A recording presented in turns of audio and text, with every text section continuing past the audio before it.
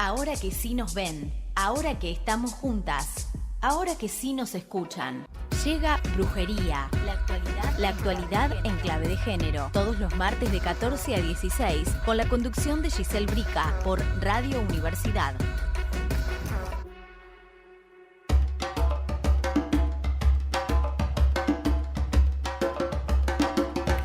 Hola, hola, ¿qué tal? Buenas tardes, bienvenidos a un nuevo programa de Brujería. Mi nombre es Giselle Brica, me acompaña en los controles, la operación técnica y toda la musicalización, Meli Manrique. Hermoso día el de hoy para reencontrarnos en el aire de Radio Universidad para analizar la actualidad con perspectiva de género, que es la invitación que les hago cada martes. Ya hace un tiempo, ¿no?, que venimos haciendo este programa, Brujería, esta invitación que les hice en ese momento de problematizarnos todo lo que está ocurriendo a través de los lentes violetas, como nos gusta decir a las feministas. La verdad que ha sido un año demasiado movido para mi gusto. A veces ha sido un poquito más fácil de sobrellevar, otras veces más difícil. Y bueno, les agradezco que estén del otro lado, que me hagan el aguante, que escuchen. Y por supuesto también que si quieren participar, dejarnos su opinión, sus comentarios, son siempre bienvenidos. Y ni hablar la crítica constructiva, por supuesto. Así que les invito a escribir o a dejar sus audios. ¿Por qué no también a pedir algo de música? Al 15 500 200. También nos pueden escuchar a través de nuestra web www.radiouniversidadolabarria.unicen.edu.ar, sino a través del tradicional 90.1 del dial, si es que tienen una radio analógica a mano, o digital también, pero tiene que ser radio. También nos pueden escuchar y seguirnos en nuestro canal de streaming @Radio Universidad Unicen. Bueno, por supuesto que también estamos en todas las redes sociales, @Radio U90.1, así nos pueden encontrar. Y recuerden, porque ya estamos a 16 de diciembre, recuerden que en enero no vamos a estar transmitiendo en vivo aquí en Radio Universidad, pero sí vamos a repetir algunas cositas que hemos ido haciendo a lo largo de este año, sobre todo columnas, entrevistas, quizás haya algo de brujería también que se repita, así que estén atentos y atentas a toda la programación de verano que tenemos en Radio Universidad, porque también les vamos a seguir acompañando, así que esperemos que ustedes del otro lado también estén ahí y formen parte ya de esta gran comunidad que es Radio Universidad. Bueno, hay mucho para decir y para compartir en el programa del día de hoy, así que quédense que ya nos preparamos para arrancar hasta las 16 horas. Vamos a estar transmitiendo en vivo desde la Facultad de Ciencias Sociales. Primero, lo primero, nos metemos al Servicio Meteorológico Nacional y les cuento cómo está el clima en la ciudad de Olavarría. 22 grados 2 décimas la temperatura actual, el cielo ligeramente nublado, la humedad 26%, el viento del sudoeste a 19 kilómetros por hora y la visibilidad es óptima 15 kilómetros. Para hoy se espera una máxima de 25 grados y el cielo estará algo nublado por la tarde y luego despejado para la noche. Bueno, vamos a meternos en el primer bloque, ¿no? Este repaso de la información que hacemos mirando algunos portales de noticias que son más populares, vamos a decirlo así, o los medios más hegemónicos, y también otro tipo de medios que no son, obviamente, los que más nos llegan a través del famoso algoritmo y seguramente de nuestras redes sociales. Arrancamos por esta información que me pareció relevante traer para compartirles, porque además tiene que ver con el ámbito académico, que si bien, ¿no?, parece parece, da la impresión que ya estamos bastante deconstruides, pero la verdad es que nos falta mucho recorrido por hacer en las universidades, en el ámbito académico. De hecho, bueno, lo hemos charlado en alguna que otra ocasión. Hacen falta muchos protocolos, por ejemplo, al interior de las universidades en relación a todo tipo de violencias que se viven también en las universidades. O sea, es un espacio que no queda exento de las violencias y también de las desigualdades, ¿no? Respecto del género. ¿Por qué digo esto? Porque también en las universidades y sobre todo en las más grandes y en las más históricas, o sea que llevan ya muchos años ejerciendo, es muy difícil romper lo que hemos también abordado en varias ocasiones aquí en Radio Universidad, el famoso techo de cristal, ¿no? Si bien hay una gran cantidad de mujeres y diversidades, no tanto, pero bueno, de mujeres por lo menos que se reciben de las diferentes carreras habidas y por haber en nuestro país, es muy difícil que las mujeres lleguemos a cargos, ¿no? De dirección o a cargos superiores, ¿sí? Es muy difícil también nuestra representación allí, así que celebro esta información que les voy a contar y que tiene que ver con un hito histórico. ¿Por qué? Porque por primera vez 2 mujeres, no una, eso también es un montón, 2 mujeres son elegidas para conducir una universidad pública más que centenaria. ¿De quién estamos hablando? De la Universidad Nacional del Litoral, con sede en la capital, que después de 106 años de su fundación, 2 mujeres estarán al frente de esa casa de estudios. La profesora Laura Tarabella, que fue electa rectora, y la contadora Liliana Dillon, que fue elegida vicerrectoras. Ambas estarán al frente de la UNL por el periodo 2026-2030. Así lo resolvió la Asamblea Universitaria tras un proceso electoral que incluyó 100 elecciones y la renovación de 236 consejeros directivos, 32 consejeros superiores, 10 decanos y decanas, 10 vicedecanos y vicedecanas, además de las nuevas autoridades del rectorado. Este compromiso habla de la consolidación de la institucionalidad y del funcionamiento pleno del gobierno universitario como principio de rector de nuestra universidad, expresó la flamante rectora electa Laura Tarabella.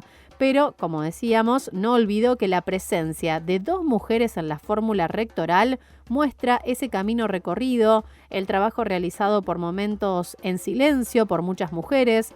Tal vez algunos o algunas de ustedes se pregunten si no ha pasado demasiado tiempo para que hoy podamos ver reflejada la presencia de mujeres en lugares de jerarquía trascendental. Lo que quiero subrayar es que estas conquistas se han materializado, se han podido lograr con el firme convencimiento de seguir construyendo una universidad más inclusiva, que reconozca las capacidades respetuosas de la diversidad. Por esa senda continuaremos con el firme compromiso de bregar por más derechos y condiciones de igualdad, remarcó Tarabella. Y celebro también este testimonio, ¿no?, de la flamante nueva rectora de la UNL, porque como lo hemos dicho también en otras ocasiones, a ver, que haya una mujer en determinado espacio no habilita, por ejemplo, la perspectiva de género o que tenga la idea, ¿no?, de trabajar y bregar para una mayor equidad dentro de ese espacio.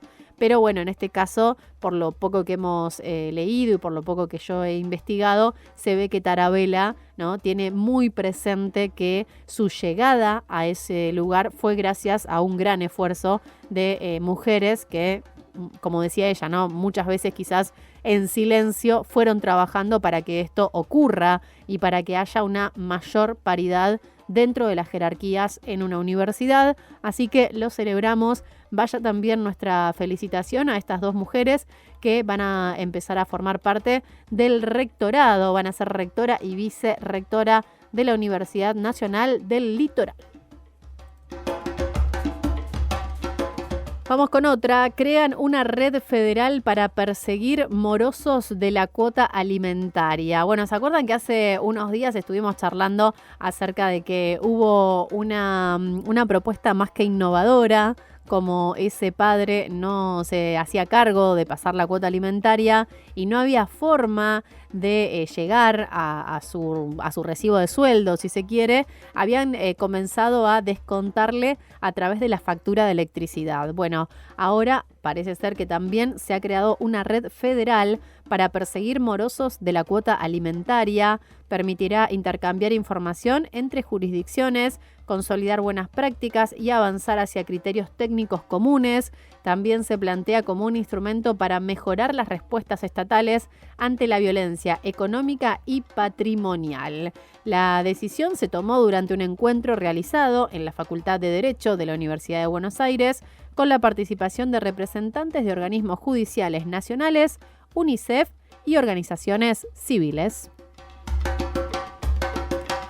Bueno, estaremos al tanto, ¿no? de esta información que me parece sumamente importante, más que nada, porque además, se reunieron allí alrededor de referentes, digamos, de 16 provincias para enfrentar este incumplimiento alimentario y proteger los derechos de las niñas, niños y adolescentes, porque como lo hemos hablado en infinidad de veces en este programa, es importante destacar que lo importante de esta cuota alimentaria, que incluso, da mucho para debatir, porque eso no es estar presente como padre, ¿no? O poder desarrollar una crianza con una buena calidad, ¿no? No es solamente pasar un dinero y ya, porque es un laburo de verdad criar a un hijo, a una hija, ¿no? Que, por ejemplo, el padre pasa el dinero, ni siquiera lo pasa, porque no hay una acción de ir a depositar el dinero. No, simplemente hay un acuerdo legal y a través de la justicia que le retienen ese dinero. O sea, el padre no hace exactamente nada más que ir a trabajar y en un momento cuando cobra su sueldo le retiran una parte del dinero y se lo depositan a la madre para que la madre se haga cargo de todo. Literal, ¿no? De todo. Comida, ir a comprar la comida, pensar si es una comida, por ejemplo, adecuada, equilibrada o no, la ropa, la escuela, las tareas de la escuela, los cumpleaños, las actividades extraescolares, si tiene que ir, a terapia o, estar atenta si su hijo o su hija tiene alguna cuestión emocional para resolver, ahí está la madre todo el tiempo. El padre, ¿qué hizo? Solamente fue a trabajar y cuando está por cobrar el sueldo, le retiran una parte de su dinero. Nada más, ¿no? Digo, para que notemos bien en claro la diferencia y cuando hablamos de cuota alimentaria, de qué sentido tiene, ¿no? Esta cuota alimentaria y decir que se hacen cargo de sus hijos o de sus hijas. Esto, si quieren, es el inicio, es la apertura de lo que vamos a estar hablando hoy en el programa. Y así arranco. Así que fíjense si están preparados, preparadas para continuar escuchando este programa, porque hoy justamente vamos a estar hablando y nos vamos a meter en esta discusión que además ha circulado a través de las redes sociales y que tiene que ver, ¿no?, con la responsabilidad que tienen y que sienten los padres en relación a la crianza de sus hijos y qué pasa con las madres también, ¿no?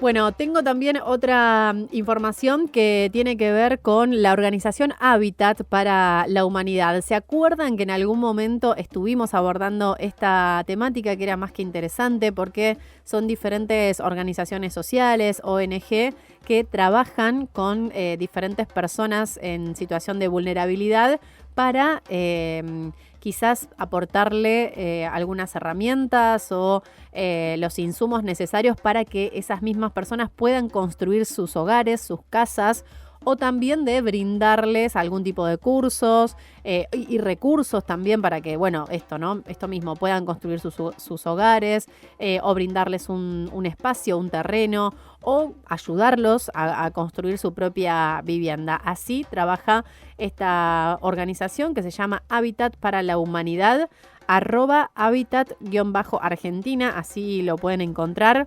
Ha publicado, su informe Techos de Exclusión, el desafío del acceso a la vivienda y al crédito para la población LGBTIQ+, en América Latina y el Caribe. Hay obviamente algunos datos relevantes y que tiene que ver con el acceso justamente a proyectos habitacionales para personas del colectivo LGBTIQ+.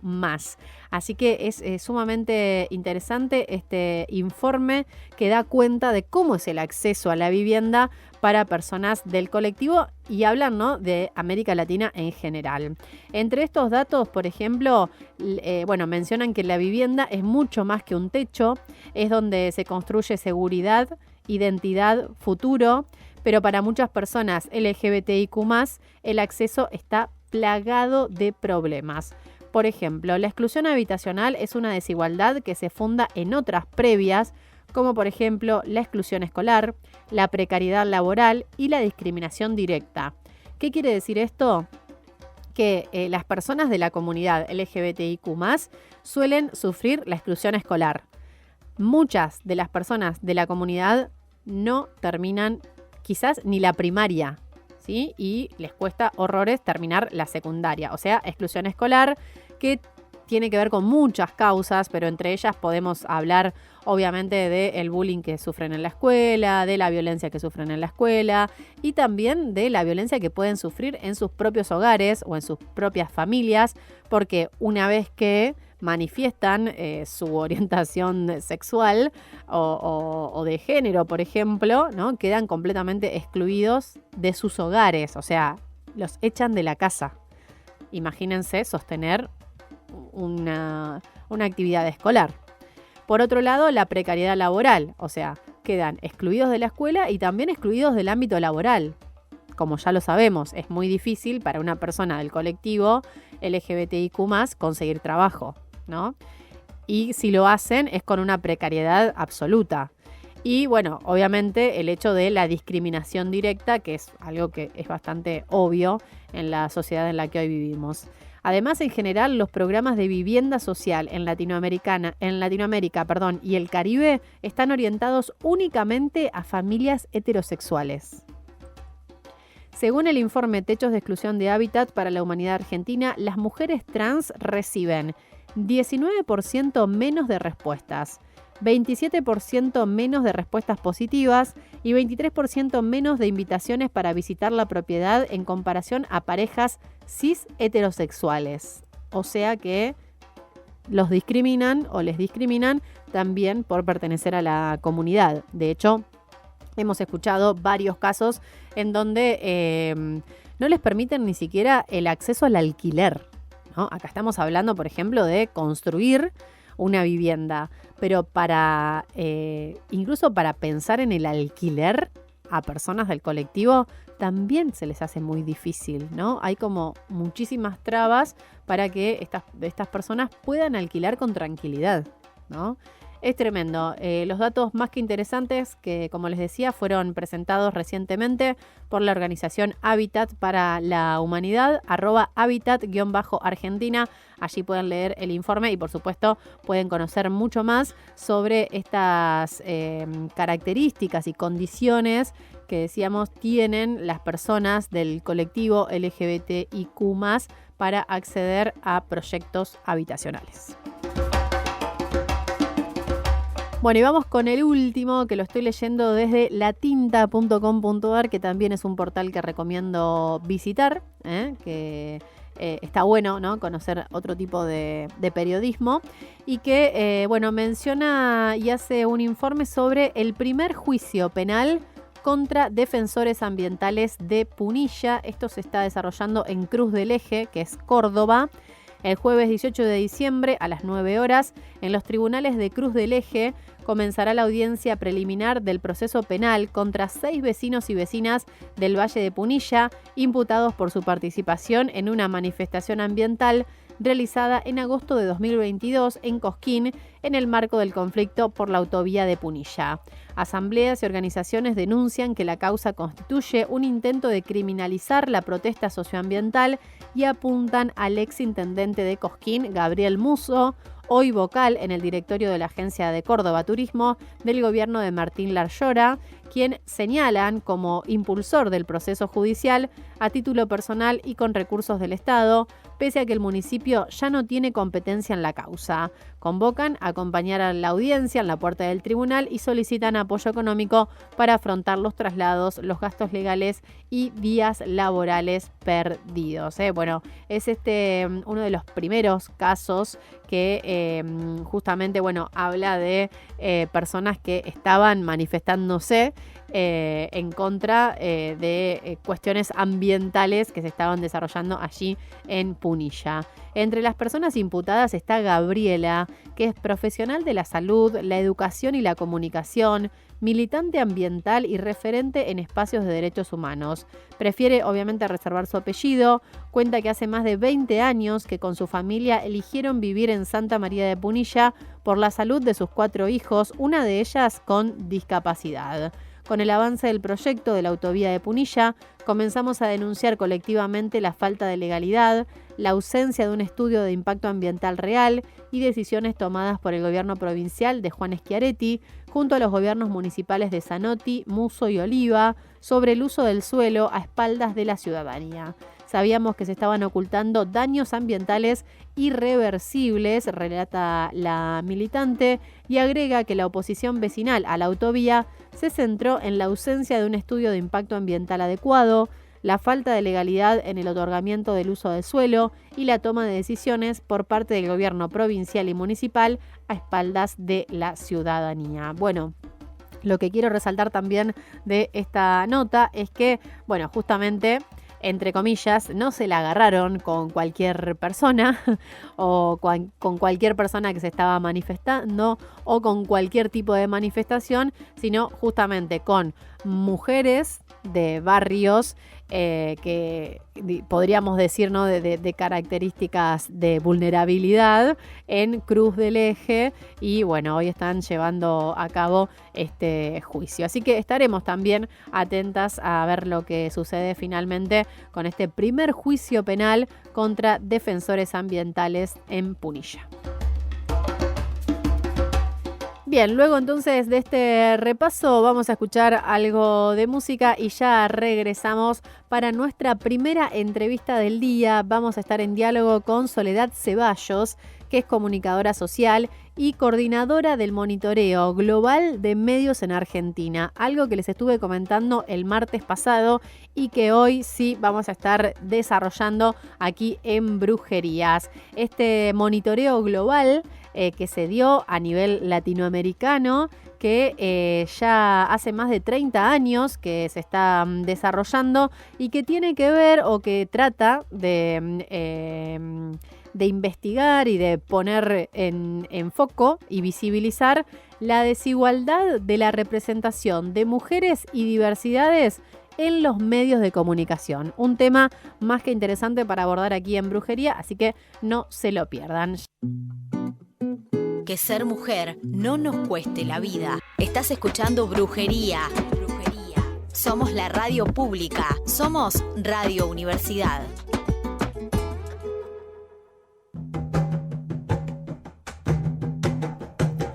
Continuamos acompañándoles aquí en Brujería. Analizamos la actualidad con perspectiva de género. Recuerden que se pueden comunicar con nosotras a través del 15 500 200. Pueden mandarnos sus consultas, sus opiniones, sus preguntas, porque ya nos vamos a meter en nuestra primera entrevista del día y que tiene que ver, como les he contado en este programa y en el programa anterior, con este monitoreo global de medios que analizó durante un día completo con un montón de colaboradores a lo largo y a lo ancho del país la desigualdad de la representación de mujeres y diversidades en los medios de comunicación.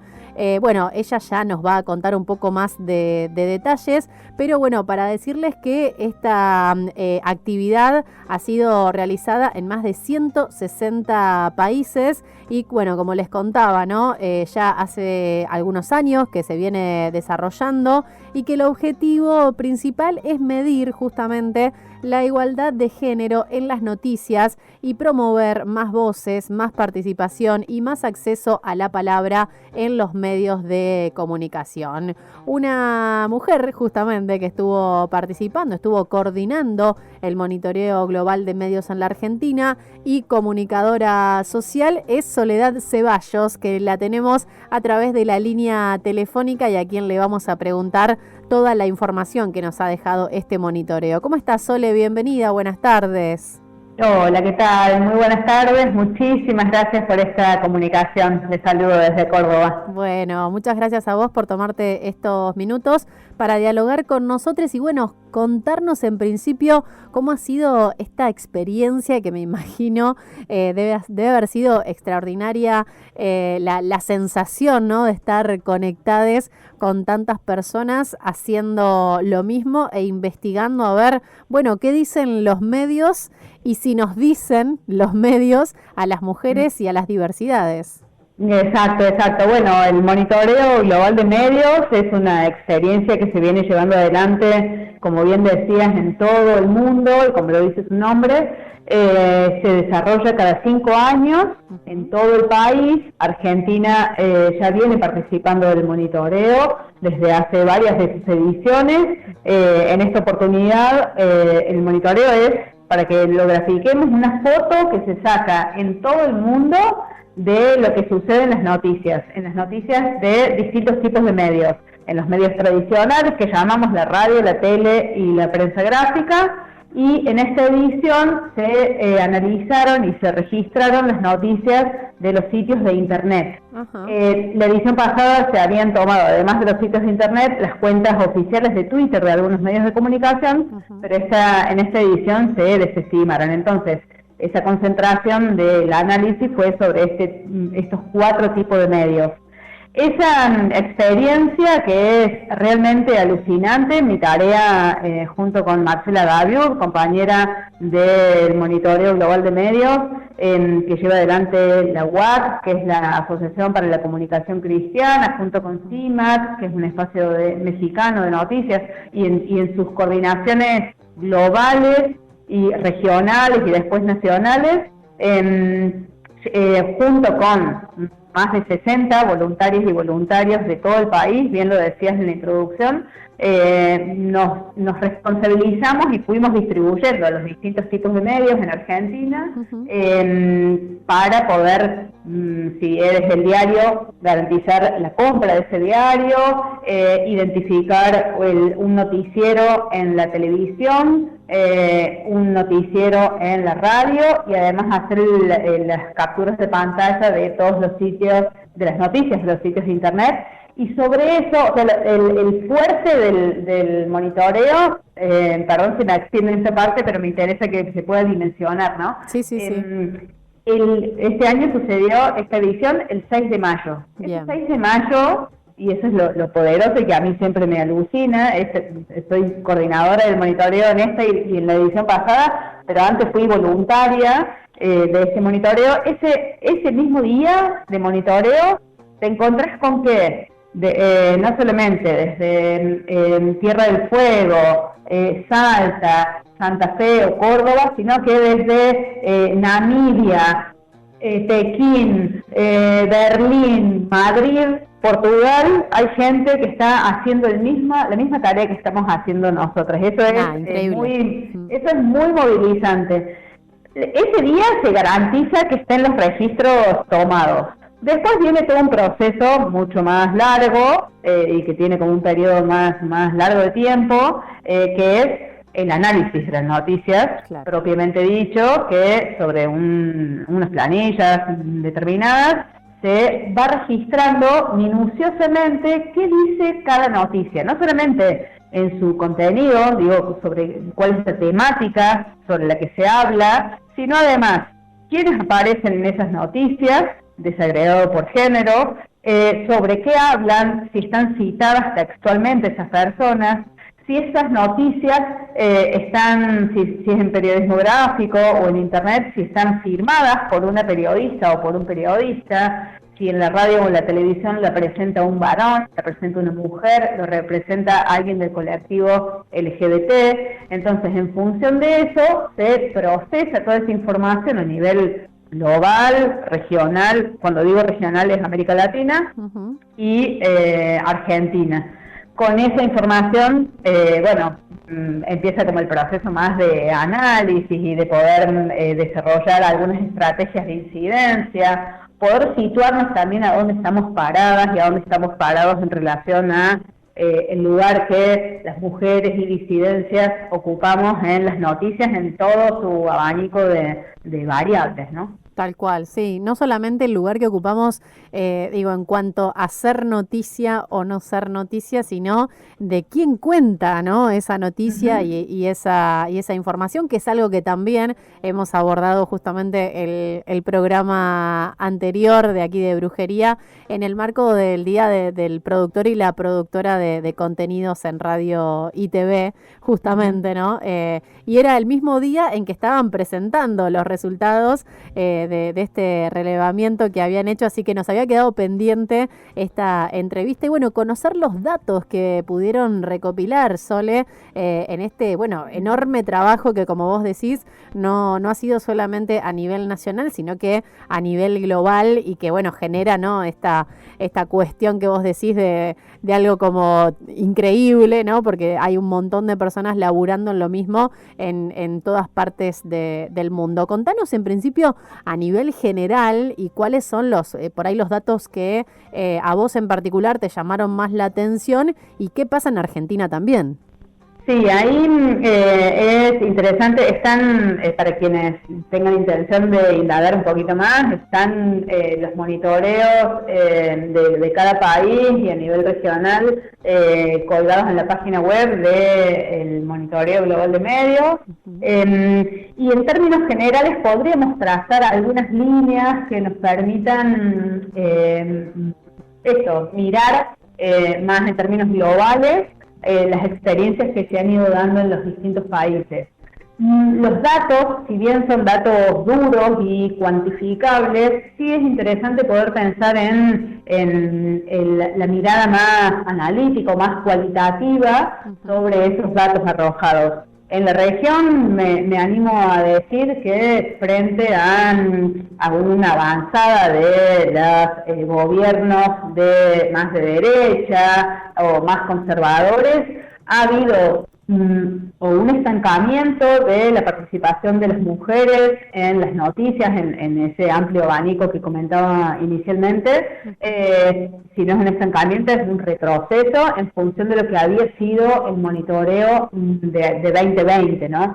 Recordando también que 2020 tuvo su particularidad porque sucedió en el medio de la pandemia mundial y que tuvo sus particularidades, por lo tanto, si miráramos el monitoreo del 2020, nos vamos a encontrar con que el tópico o la temática más abordada es la que tiene que ver con salud, y que en esta edición se ha desdibujado un poco esa temática.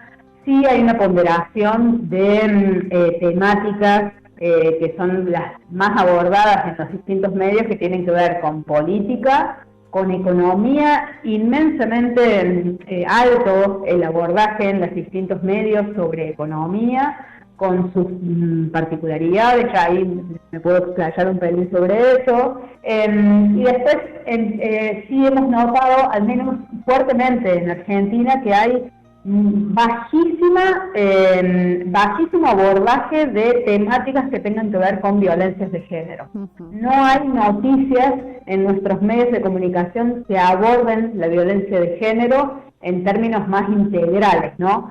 Sí nos hemos encontrado con alguna experiencia o con alguna noticia que aborde algún hecho de violencia concreto, pero no hay abordajes de la violencia de género en términos generales.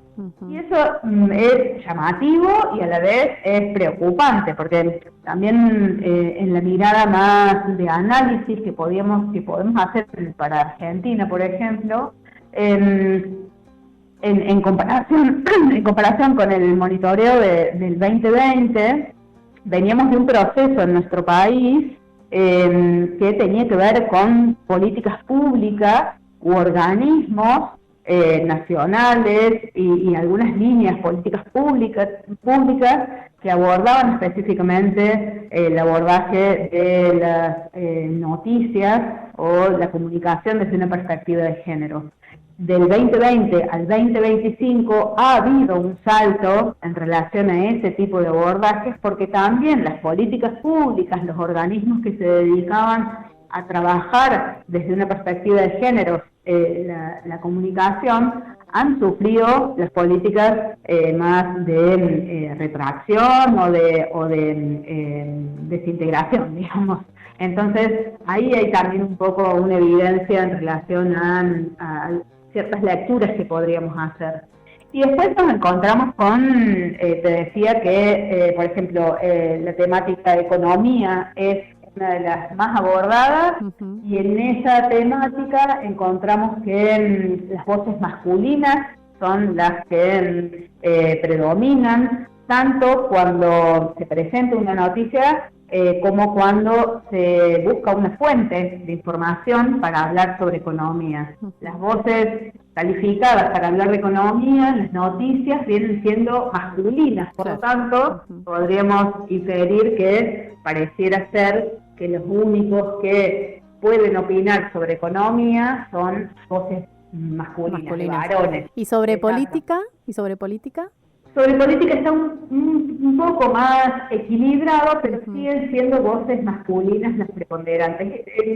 Vuelvo un segundo sobre economía, porque eso nos llamó particularmente la atención, porque en el monitoreo pasado había cierto equilibrio, no te digo igualdad, ¿no? Pero sí había un poco más de participación de voces femeninas. En esta vuelta ha sido muy llamativo eso. En política se sostiene cierta desigualdad, pero no tan fuertemente marcada como con economía. Claro. Y, por ejemplo, hay temáticas como deportes, que siguen siendo voces masculinas las que están citadas, las que están involucradas para hablar sobre la temática, que es algo que podríamos relacionar con los estereotipos de género en relación a quienes hablan sobre qué temáticas, ¿no? Ahí se sostiene un poco esa evidencia de lo que venimos encontrando en monitoreos anteriores. Tal cual, Sole. Y contanos respecto de la conducción de los programas, ¿no? ¿Qué pudieron observar?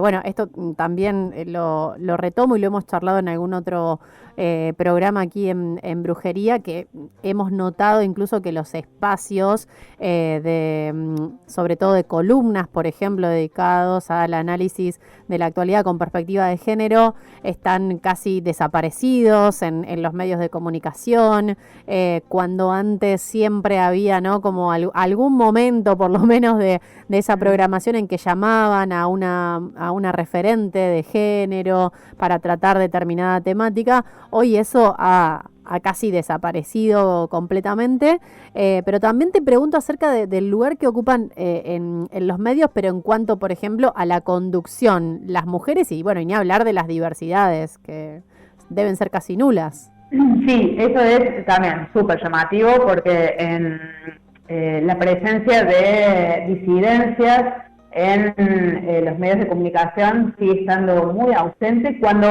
y vuelvo a esto que te decía hace un momento en relación a las políticas públicas que se sostenían de algún tiempo esta parte respecto a pensar la ley de equidad de géneros en los medios de comunicación, o el cupo laboral, trans, en los distintos espacios, incluidos los medios de comunicación. Ahora se ha puesto también en evidencia esa ausencia de disidencias. y es cierto que podríamos decir que se mantiene cierto equilibrio en la televisión, en esta conformación de duplas periodísticas, en la presentación de las noticias, porque se sostiene esa mirada de que haya una voz masculina, una voz femenina para presentar las noticias, pero cuando nos mudamos a otro tipo de medios, ya sea radio en menor medida, pero en la prensa gráfica y en internet, ahí se desdibuja muchísimo la participación de las mujeres y las disidencias, no solamente porque hay muy baja autoría de las notas firmadas por mujeres, sino que además hay muy pocas notas firmadas en términos generales. Y eso nos deriva a otra lectura posible que entendemos preocupante porque han ido como desapareciendo, hay mucha ausencia de firmas en las notas periodísticas y a la vez también hay muy pocas citas dentro del desarrollo de esas notas. ¿A qué voy con esto? Inferimos, no tenemos evidencia claramente de eso, pero inferimos que frente a una nota que no está firmada, que está publicada en un sitio web, que no tiene firma de ninguna periodista o de ningún periodista, que ni siquiera tiene citas textuales o referencias a alguna persona en particular, podríamos inferir que hay mucha injerencia de la inteligencia artificial. Entonces, los sitios web comienzan a redactar sus noticias a partir de lo que la inteligencia artificial aporta. El monitoreo global de medios lo que permite es tener un material riquísimo para poder sostener un análisis hasta el próximo monitoreo en 5 años, ¿no? Claro. Porque además también en 5 años el avance de la tecnología es exponencial, entonces también puede trazar una perspectiva o a lo mejor algunos indicios que así como del 2020 a este 2025 nos encontramos con estas características de ausencia de firmas, no solamente ausencia de mujeres y disidencias, sino que ausencia de firmas en las notas, la inteligencia artificial está haciendo también su tarea. Y eso es realmente preocupante porque también pone en crisis el rol del trabajo periodístico, ¿no? Sí, totalmente. Se me ocurre pensar, Sole, no sé si ustedes quizás, imagino que sí, intuyo que sí, habrán pensado, no sé qué tipo de notas han detectado que no estaban firmadas, pero se me ocurre pensar que también en este último tiempo hemos sufrido un gran ataque, sobre todo del gobierno actual, hacia las periodistas, mujeres argentinas. De hecho, hay algunos casos en particular muy significativos, como el caso de Julia Mengolini, o por ejemplo Luciana Pecker, que incluso ella ha contado en varias ocasiones que tuvo que irse del país por varias situaciones de violencia y por temor a que le ocurra algo que sea mucho más grave, digamos. Pero digo, se me ocurre pensar que quizás también detrás de esas notas puede haber mujeres que temerosas de no poner sus nombres. Por eso digo, no sé qué tipo de notas habrán encontrado, pero me imagino también que esto debe repercutir en la labor de las periodistas mujeres hoy en los medios.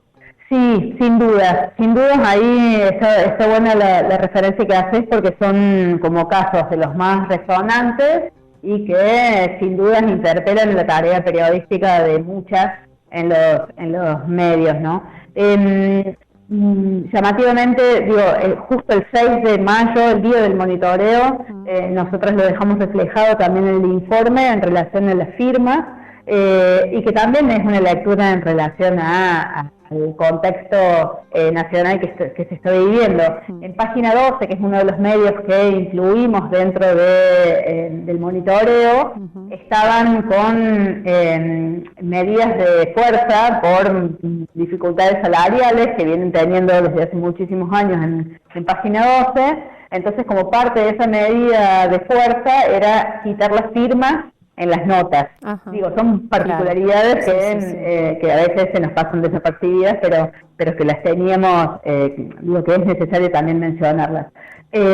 Cuando presentamos a principios de diciembre el monitoreo en Buenos Aires, que lo hicimos en el espacio de la BOL, que es una de las organizaciones que acompañó este monitoreo en Argentina, junto con Comunicación para la Igualdad y junto con Católicas por el Derecho a Decidir, se presentó un informe que desarrolló Comunicación para la Igualdad y que justamente tiene que ver con estos discursos de odio desde una perspectiva de género.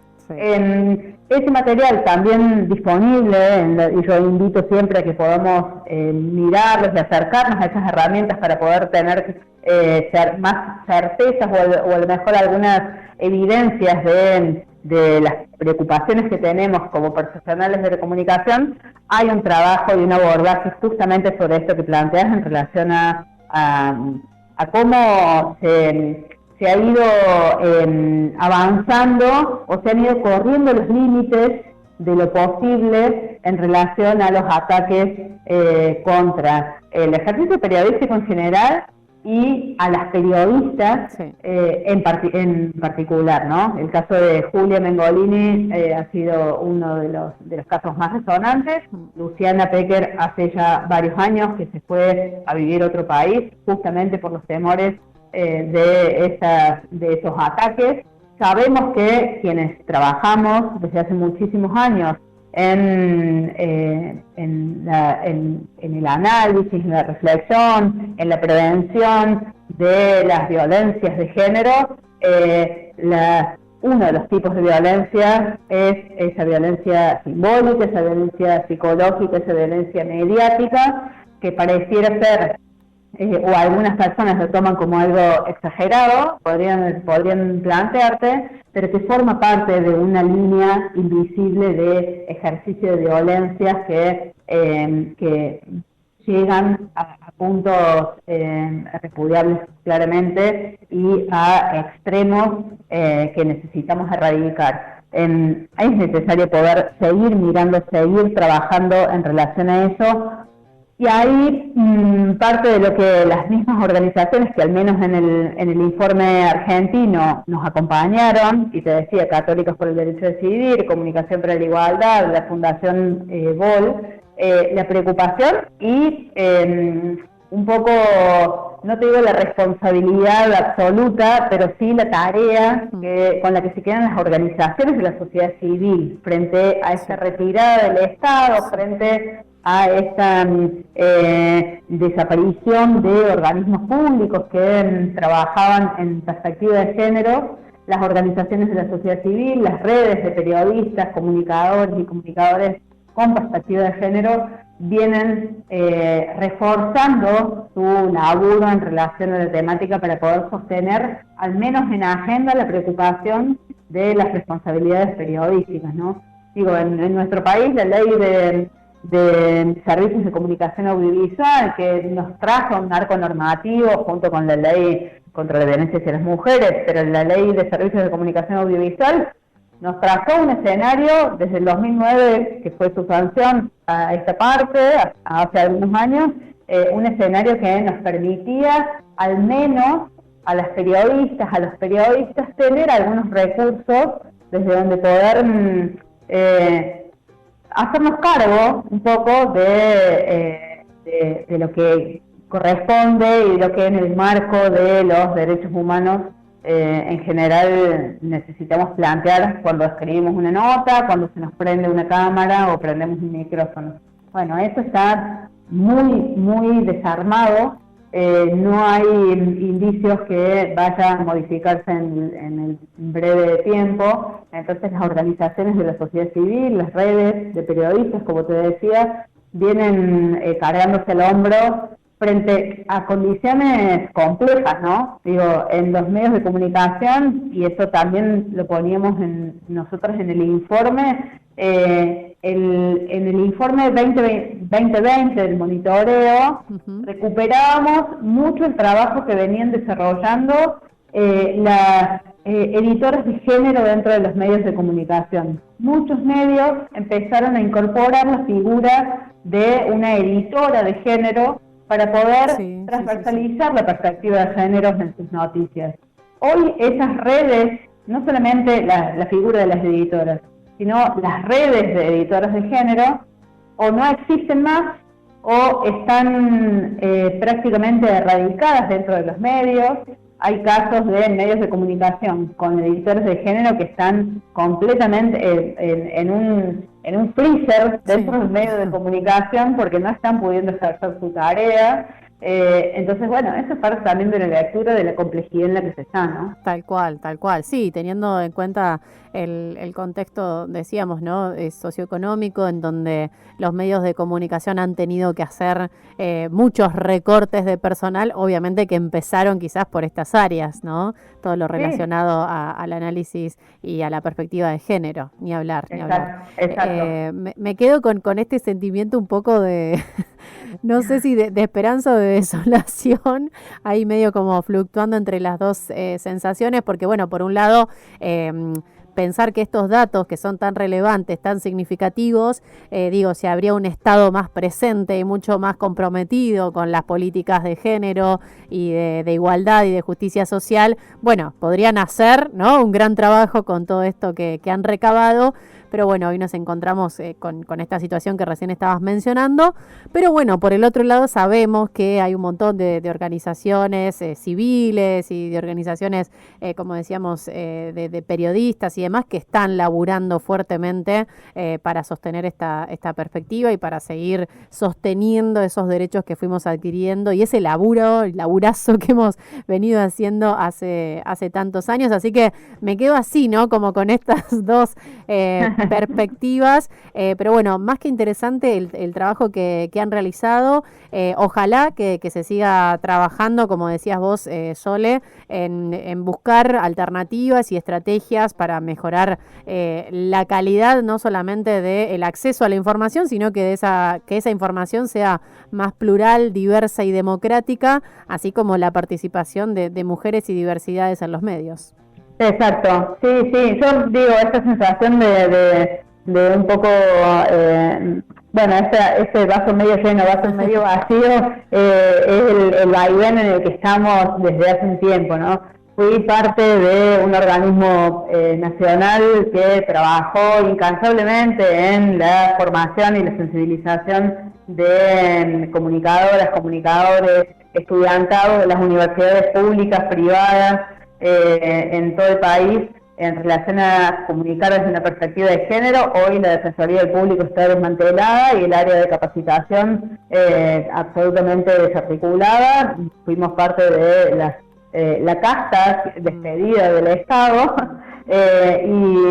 pero sí, digo, aún me permito de ratitos ver el vaso medio lleno. Digo de ratitos porque después caes en la cuenta que el contexto es complejo para todo el mundo, pero digo, todos los años de trabajo que se hicieron, no solo desde la Defensoría, porque fui parte de ese espacio, sino desde las redes de periodistas, todos los insumos construidos, todas las herramientas y todos los recursos que minuciosamente construimos como recomendaciones o decálogos para tratamientos periodísticos responsables de distintas temáticas, son recursos que están ahí al alcance todavía de las periodistas, de los periodistas, de las carreras de comunicación que forman a nuevas periodistas y nuevos periodistas, y me parece que ahí también hay una trinchera desde donde agarrarse para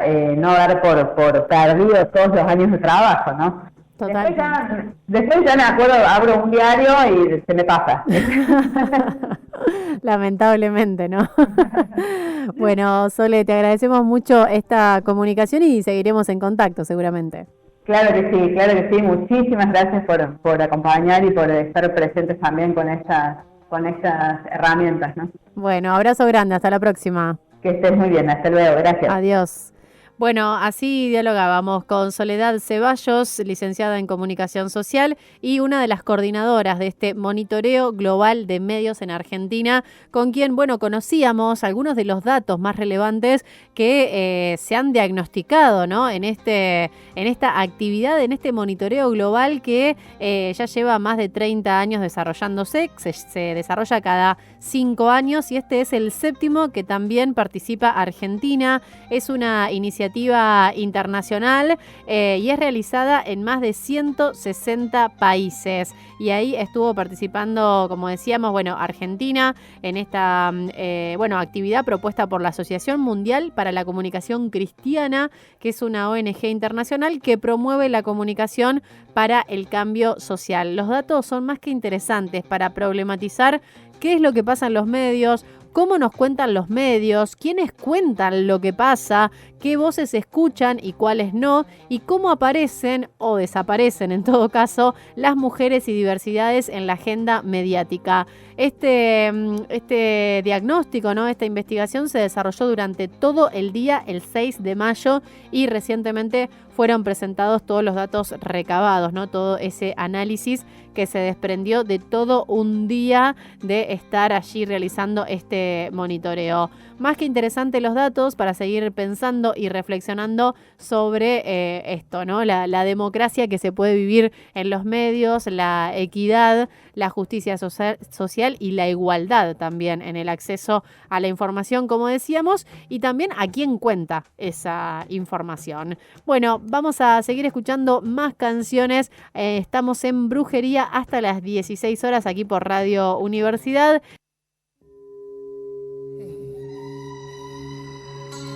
Brujería. Brujas somos y triunfamos. Por Radio Universidad. Bruja. Despierta.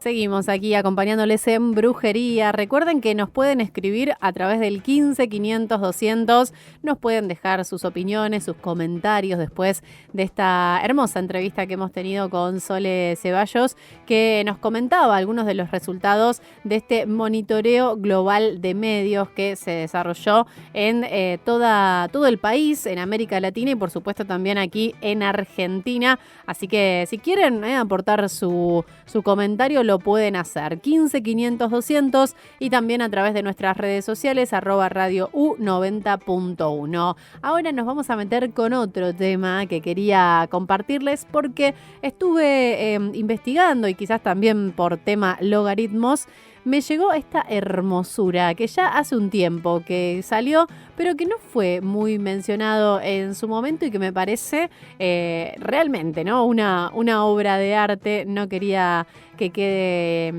así desapercibido, que pase así desapercibido, y que tiene que ver con un homenaje al rock nacional por mujeres del rock.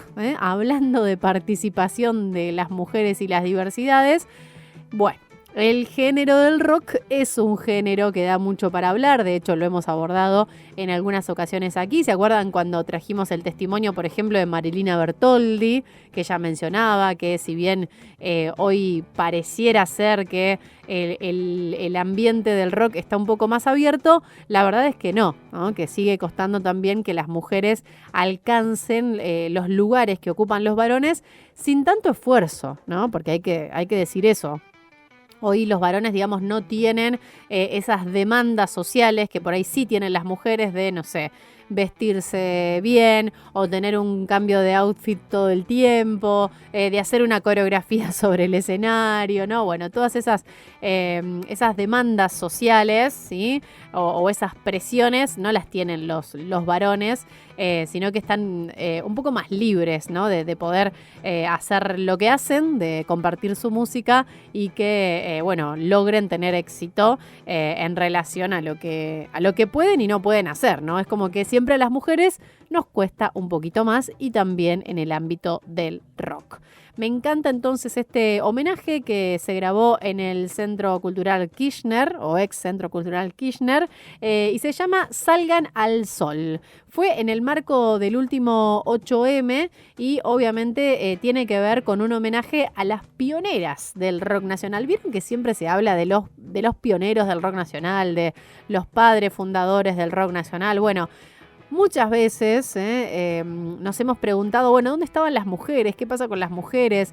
Hemos escuchado algunos testimonios de Hilda Lizarazu, por ejemplo, o de Fabi Cantilo, que quizás son las más reconocidas popularmente, y que ellas participaron de la escena del rock, pero participaron desde un lugar, ¿no? Desde el costado, podríamos decir.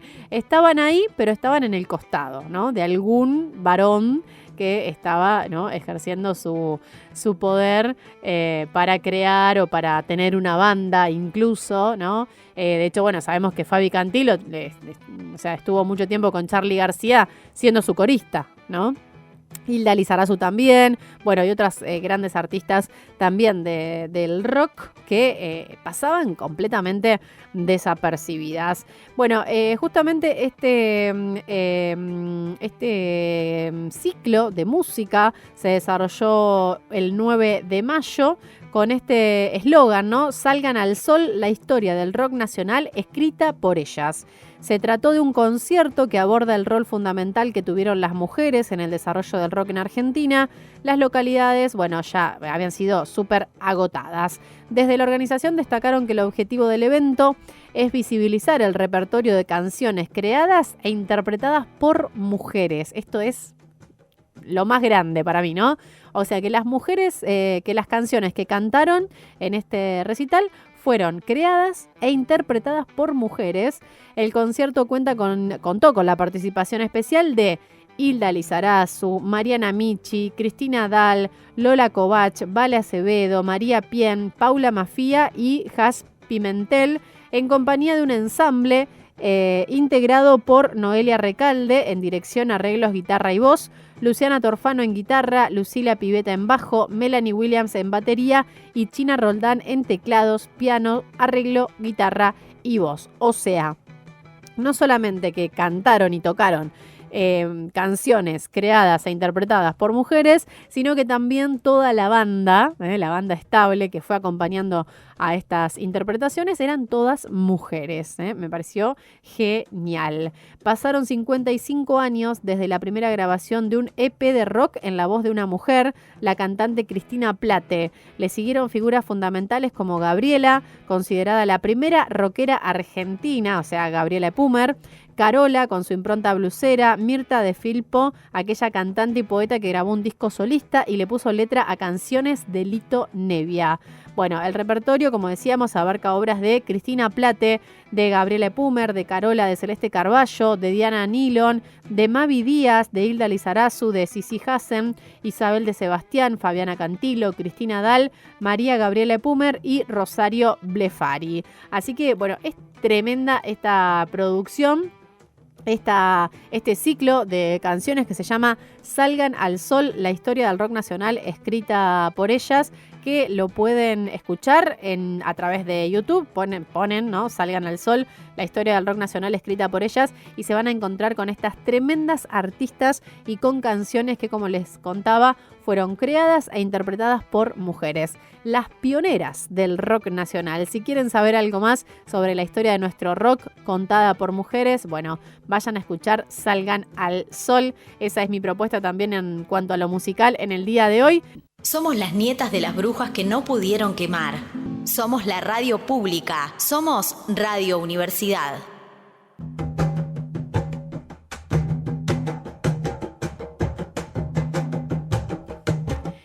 Se nos está terminando el programa, se me ha pasado rapidísimo el programa del día de hoy, muchas cosas para compartir con ustedes, espero que estén ahí del otro lado, recuerden que tienen la posibilidad de comunicarse con nosotras al 15 500 200, estamos compartiendo un excelente día, ¿no? Hermoso este día martes en la ciudad de Olavarría, ya estamos en 23 grados 5 décimas, recuerden que para hoy se esperaba una máxima de 25 grados, no sé si ya la vamos a alcanzar, pero bueno, de todas maneras nos quedan unos ratitos más para alcanzar por ahí las horas de mayor temperatura. El cielo estará algo nublado y para la noche despejado. Mañana miércoles mínima de 12, máxima de 31 grados, el cielo parcialmente nublado por la mañana y luego algunas tormentas aisladas para la tarde-noche.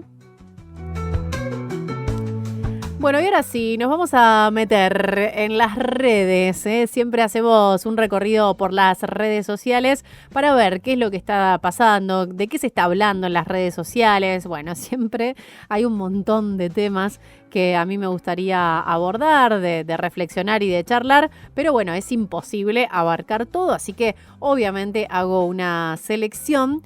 Y uno de los temas que más me llamó la atención es este revuelo que se dio luego de las declaraciones de Cassiari en el programa de Olga, de Soñé que volaba, de Miguel Granados y compañía. ¿Lo tienen a Cassiari? Que escribe libros, que es muy piola, que es una persona querible, ¿no? Yo, por ejemplo, vi su serie, la de que tuvo el infarto del corazón, ¿no?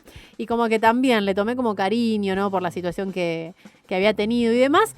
Pero ya hace un tiempo que viene con algunas declaraciones polémicas, ¿sí? Para mí es el típico chabón que está empezando a deconstruirse, ¿sí? Y no lo voy a atacar de lleno, porque entiendo que la deconstrucción es un proceso que es complejo, que es muy difícil y que no se puede hacer de un día para el otro. Pero quizás el problema, entre comillas, es que él es una persona pública, es una persona que tiene mucho alcance a millones de personas, si se quiere, porque él tiene espacios en las radios, de hecho tiene columnas en algunos programas, escribe libros. Bueno, no, es una persona pública, obviamente, tiene sus redes sociales y demás. Da talleres también. No sé si es docente, ese dato se los debo, pero bueno, sé que da talleres, o sea que tiene mucha llegada a las personas. Entonces, quizás tendría que frenar un poquito más con el tema de sus declaraciones. Yo lo he escuchado reflexionando acerca de sus actitudes o de sus acciones machistas y que ha, de alguna manera, tratado de revisar, ¿no? Incluso con los libros que él ha escrito y algunos de sus textos, ha tratado como de problematizarse de esas situaciones. Se las problematiza y ahí tiene un punto. Pero muchas veces no las ha resuelto de manera positiva, vamos a decirlo así, ¿no? Como que ha tenido algunas declaraciones para mí un poco controversiales, ¿no? Como decir, bueno, me hago cargo, pero no tanto de esto que hice en el pasado o de esto que fui en el pasado, ¿no? Como que está ahí tambaleando siempre. Es como que me hago cargo, pero no tanto, o me hago cargo, pero son cosas que no puedo cambiar. Bueno, ¿no? Está ahí, como en el tambaleo de decir, bueno, doy el paso o no para aceptar quizás algunas circunstancias que han sido, no sé, o violentas o de machirulo que ha tenido, y está ahí, ¿no? Como repensándolas. Lo cierto es que, bueno, como les decía, recientemente fue noticia a través de las redes sociales o tuvo mucha repercusión a través de las redes sociales porque estuvo justamente visitando el programa Soñé que volaba de Olga con Miguel Granados e hizo esta declaración.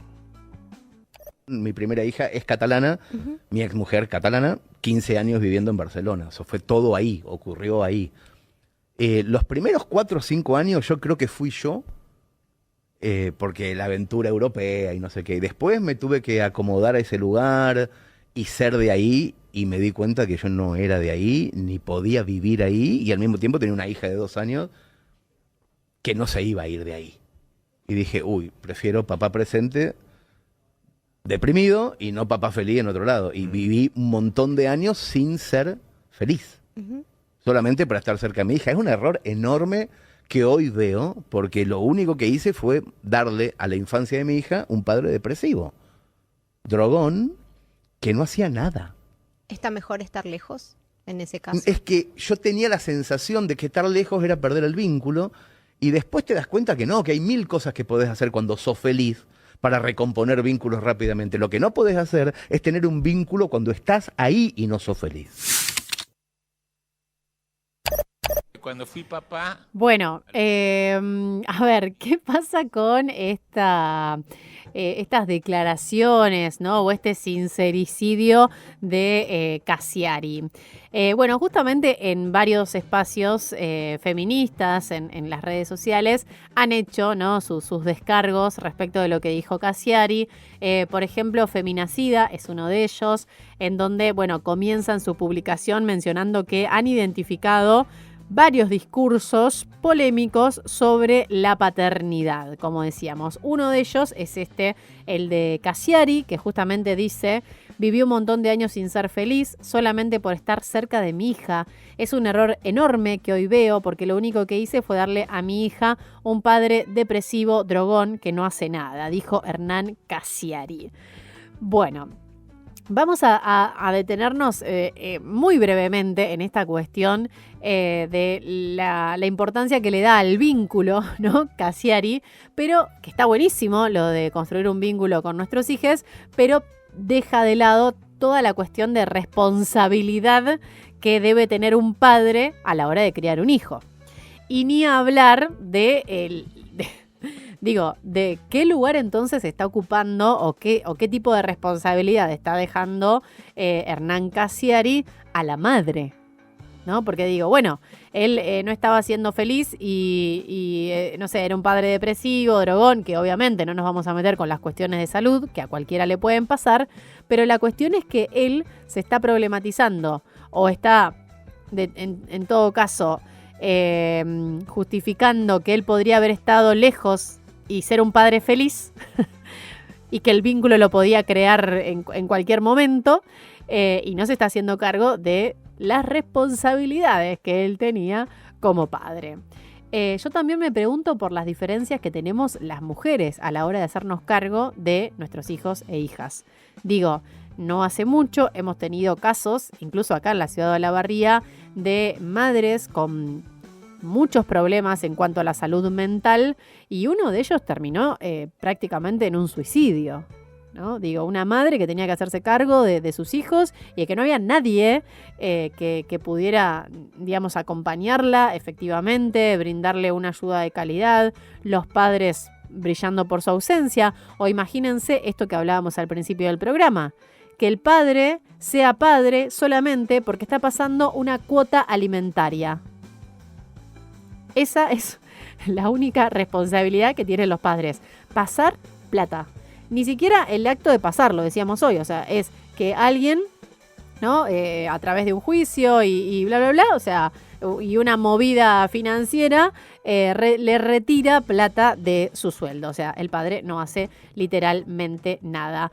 Pero no me voy a detener solamente en Hernán Cassiari, porque hay otros ejemplos, como por ejemplo el de el Chango Gómez, que también, Andy Gómez, o el Chango Gómez, que también hizo sus declaraciones, pero en gelatina, y decía esto.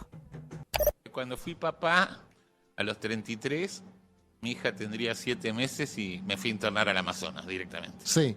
Para presentarle un padre a mi hija. Siempre quise anticiparme y ser un buen padre en el sentido de que cuando mi hija tuviera conciencia de lo que veía, yo estar presentable. Bien, bien, bien. Y eso lo logré. Perfecto. Sí, justo a tiempo. Excelente. ¿Cuándo era eso? ¿3 años, 2 años, 2 años y medio, 4? No, yo sabía que por padres neurólogos, psicólogos, que más o menos la memoria se activa al 3er año, o sea, bien, que tenía 1 año y medio de changüí. Tuviste changüí, Pero 3 años más de noche. O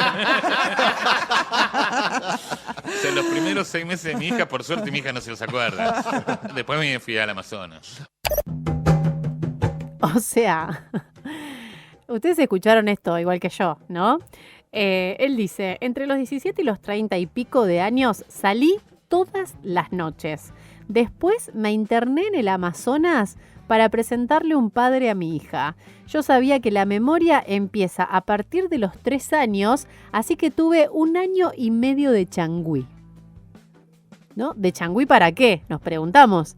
para hacer lo que se le cantaba, ¿no? Él mismo reconoce en ese programa de Gelatina que salía todas las noches, que volvía roto, que no era un padre presente y que, bueno, había escuchado o había estado compartiendo algunas charlas con amigos neurólogos y demás, y él sabía que, ¿no?, la construcción de la memoria empezaba a partir de los 3 años. Entonces es como que él dice, tuve un changüí de mi hija, de separarme de mi hija, me fui a instalar al Amazonas, a hacer lo que se me cantaba, y después a los 3 años, bueno, construir un vínculo con mi hija. Hasta los 3 años, su hija, ¿se crió sola? ¿Quién le dio de comer? ¿Quién la atendió? ¿Quién estuvo con esa bebé cuando lloraba por las noches, que tenía hambre? No sé, cuando vomitaba, cuando le dolía la panza, cuando le dolía la cabeza. No sé, para enseñarle a, qué sé yo, a ir al baño, a cambiar los pañales, a, no sé, hacer las compras, darle de comer, que tenga una vivienda digna, que tenga, no sé, agua caliente, luz. Cuestiones muy básicas de la crianza que estos varones, lo que llama poderosamente la atención es con la total impunidad que ellos no referencian en absoluto las responsabilidades que hay en cuanto a criar un hijo, ¿no? Es como que ellos todo el tiempo hablan, ¿no?, del vínculo y de crear el vínculo. Y bueno, tuve este changüí, ¿no? Como si... ¿Qué pasa en el medio, no? Como que se están olvidando de la parte en que hay que estar, Porque si el padre no está, ¿quién está? ¿Quién se está haciendo cargo? Bueno, evidentemente hay una madre que se está haciendo cargo, hay una madre que está haciéndose cargo no solamente de sus responsabilidades como madre, sino de las responsabilidades de los padres, que de repente les pinta, ¿no?, irse al Amazonas, o les pinta, no sé, ir a ser feliz a algún lado, porque no está siendo feliz ahora. Y eso no está bueno para criar a los hijos. Claramente no vamos a discutir esa cuestión. No es bueno que ni el padre ni la madre estén transitando un problema relacionado a la salud mental, obviamente, pero no necesitas irte a otro país para solucionarlo. O en todo caso, se pueden buscar alternativas en donde puedas solucionar tu problema o ser acompañado o acompañada de manera eficiente respecto a tu problema de salud mental, pero también te puedes hacer cargo de tu hija o de tu hijo, ¿no? En todo caso, o acompañar la crianza con la madre, porque si no, todo recae sobre la madre, toda la responsabilidad recae sobre la madre. Y fíjense que ninguno de estos dos varones mencionó a la madre, ninguno de los dos dijo, bueno, no, mientras no estuve se hizo cargo la madre, o mientras no estuve, no, obviaron completamente, como si ellos, chau, hacen la suya, desaparecen y que mágicamente la hija vive 3 años y después vuelven a hacer el vínculo. Bueno, esto viene a colación porque hace unos días atrás, también hace ya un tiempo, venimos escuchando hasta el cansancio que ha bajado la tasa de natalidad por culpa de las mujeres que no queremos tener hijos, ¿no? Este discursito que seguramente ya lo habrán escuchado o lo habrán leído por medios de comunicación, programas de televisión, en las redes sociales, ¿no? Este discurso de que, bueno, bajó la tasa de natalidad y es culpa de las mujeres porque ya no queremos tener hijos. Pero ante estos discursos de los varones y ante, además, los datos concretos, ¿no? El 82% de los hogares monoparentales están a cargo de las madres.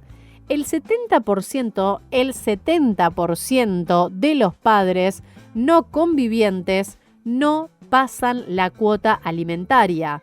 Y hay que ver, en todo caso, aquellos padres convivientes, cuánto se hacen cargo de las tareas de crianza y de cuidado de sus hijos. Porque eso también hay que decirlo, ¿no? O sea, a ver, que convivan no quiere decir que ese padre se esté haciendo cargo responsablemente de los cuidados y de la crianza de sus hijas. El varón promedio, ¿sí?, cree que las opciones de paternidad son o un padre deprimido o un padre que abandona. Una criatura, como decíamos, no es un accesorio y tiene necesidades afectivas y materiales, ¿no? Digo, por eso criticamos el término de cuota alimentaria. Cuando dicen, bueno, una cuota alimentaria, pero el criar no es solamente alimentar. Alimentar sí, es algo básico y es una cuestión, si se quiere, esencial y fundamental en la vida de todas las personas. Nos debemos alimentar para sobrevivir, pero no es lo único. No es lo único para criar. O sea, no es lo único que se tenga que solventar la alimentación. Hay un montón de otras cuestiones que tienen que ver con la crianza y que también tienen que ver con cuestiones afectivas. Bueno, estos varones que hablaban, por ejemplo, del vínculo, es una de ellas. Porque para generar un vínculo tenés que estar como base, ¿no?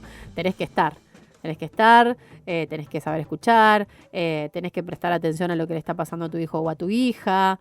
No sé, en todo caso, si necesita algún tipo de ayuda, no sé, de terapia o psicológica o de medicamentos, también tenés que estar. No es lo mismo pasar una cuota alimentaria que estar ahí, que hacerte cargo realmente de esa persona que es tu hijo o es tu hija. Nos preguntamos todo esto porque, bueno, como decíamos, ¿no? En principio hay un discurso circulando que tiene que ver con la baja de la tasa de natalidad y se echa la culpa a las mujeres.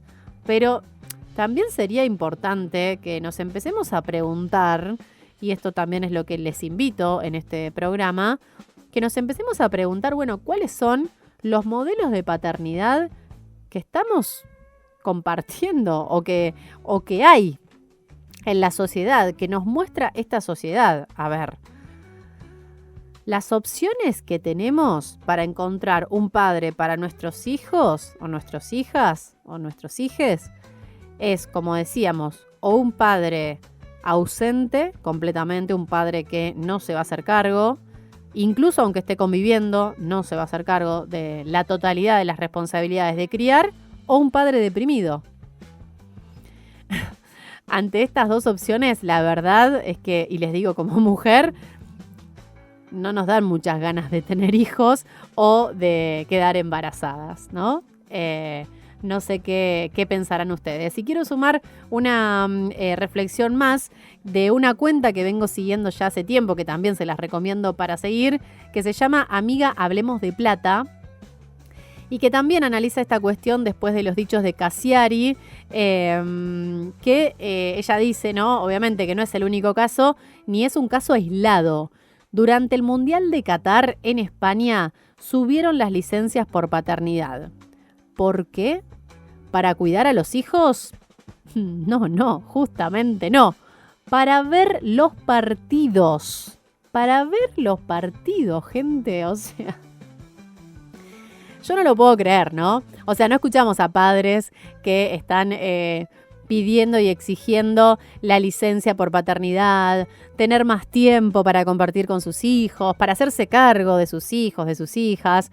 No, vemos y encontramos, por ejemplo, en este caso de España, que durante el Mundial de Qatar aumentan los pedidos de licencias por paternidad para ver los partidos de fútbol. Porque no nacieron más bebés, pero sí hubo más licencias para ver el Mundial. La licencia por paternidad se vendió como un avance histórico hacia la paridad, pero en la práctica, algunos hombres solo la usaron para tener más tiempo libre para ellos. O sea, cuidar, sí, mientras no se cruce con algún partido. O sea... esto es tremendo, ¿no? Para ellos la paternidad es opcional, para nosotras la maternidad es una obligación ineludible. Y estas son las grandes diferencias que queremos destacar y resaltar desde Brujería, ¿no? La diferencia que tenemos los varones y las mujeres de posibilidades, de opciones, ¿no? Parece ser que los varones siempre tienen esas opciones, siempre tienen esas posibilidades de en cualquier momento liberarse mágicamente de la responsabilidad de criar, pero las mujeres no. No solamente porque en la generalidad a las mujeres no nos pasan estas cosas o no tenemos este tipo de actitudes, sino que también hay una sociedad que todo el tiempo nos está presionando y nos está demandando que nosotras somos las que tenemos que hacernos cargo. O sea, imagínense esta situación al revés. Y por eso traje a una genia total de las redes, que también se las recomiendo si no la están siguiendo. Se llama, el personaje, ¿no? Se llama La Checha, es de Ceci Ace y nos cuenta cómo sería esta situación, pero al revés. Toma, te dejo al pibe que estoy deprimida. No puedo cuidar. Estoy con una cosa acá, no puedo cuidarlo. ¿Cómo deprimida, Cecilia? Sí, no sé, necesito tomar aire. Esto de la maternidad como que no va conmigo. ¿Tu hijo lo tenés que cuidar? Dame 2 años, 3 años. Necesito vivir aventura. Prefiero ser una madre ausente y feliz que una madre presente triste. Así que cuídalo vos, dale. ¿Y esa llave que la mostrás tanto? ¿Qué es eso? Todos mis ahorros los vendí y me compré una 110. Me voy a hacer Ushuaia, Alaska. Es la primera aventura. Cuando termino eso yo te llamo y vuelvo. Déjame respirar un poco, déjame respirar. No puedo, ¿ves?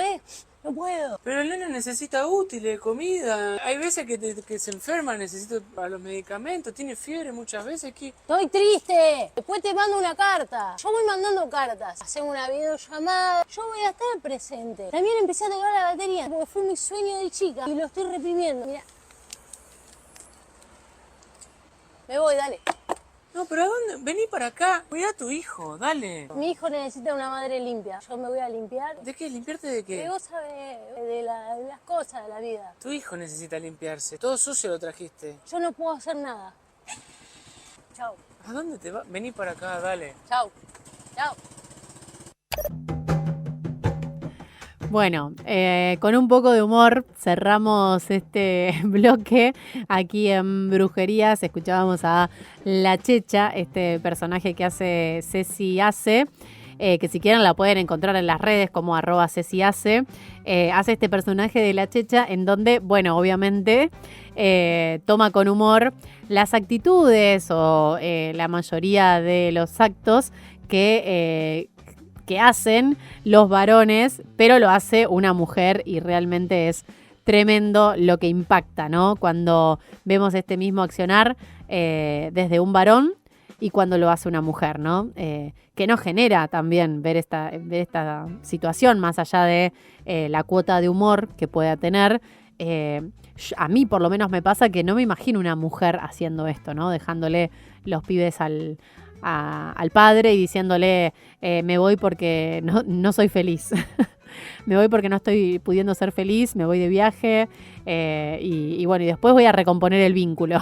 Después de los 3 años vuelvo y recompongo el vínculo, como si acá no haya pasado nada y no hubo una madre ahí que se estuvo haciendo cargo durante muchos años de su hijo en común, ¿no? Así que, bueno, me parecía interesante esto para reflexionar, para problematizar. Digo, no nos cerremos en la idea de que las mujeres, qué malas que somos, no queremos tener hijos, sino en todo caso preguntémonos cuáles son las opciones de paternidad que pueden ofrecer los varones hoy en día, ¿no? Esto que decíamos, parece ser que la única oferta de padre que tenemos hoy en día es un padre ausente o un padre presente, pero depresivo.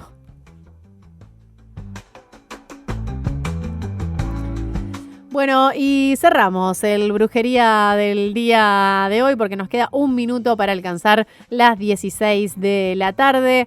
Hoy, bueno, les invito como todas las tardes a que se queden escuchando a mis compas de En Avenidas, que ya llega en un ratito nada más. Ahí están preparándose Martina y Lucas. ¿Con qué vamos hoy? ¿Qué tema hay hoy? ¿Hoy nos vamos de vacaciones a algún lado? Porque los veo así como muy ellos veranieros. ¡No! No nos vamos de vacaciones a ningún lado. Yo traje las alpargatas, chiques. Las alpargatas para irme a Mar del Plata. Bueno, hoy nos ponemos un poquito más serios. Hoy vamos a charlar sobre comunicación estratégica con la querida Olivia Orsatti, que le mando un abrazo muy grande, que está presentando, ¿no?, una propuesta, un taller que creo que se va a desarrollar en el CCU, si mal no recuerdo.